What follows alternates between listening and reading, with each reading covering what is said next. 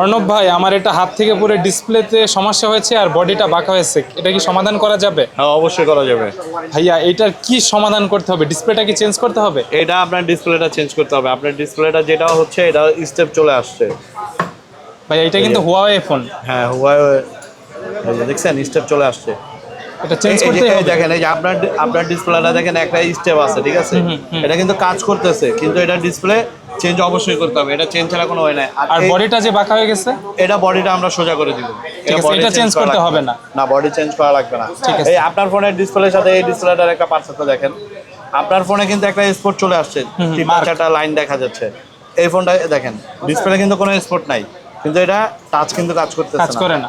না, ডিসপ্লে ওকে, এটার কিন্তু ডিসপ্লে ওকে আছে, টাচে কাজ করে না। টাচে কাজ করে না। এই ধরনের সমস্যার সমাধান করা যাবে, 100% আইফোন হোক, হবে। অ্যান্ড্রয়েড হোক, OnePlus হোক, সব ফোন হবে, কিন্তু আছে। এটা কিন্তু আমরা ডিসপ্লে চেঞ্জ করবো না।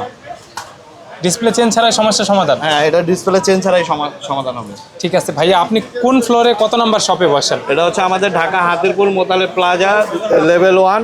আমাদের শপ নাম হচ্ছে 280।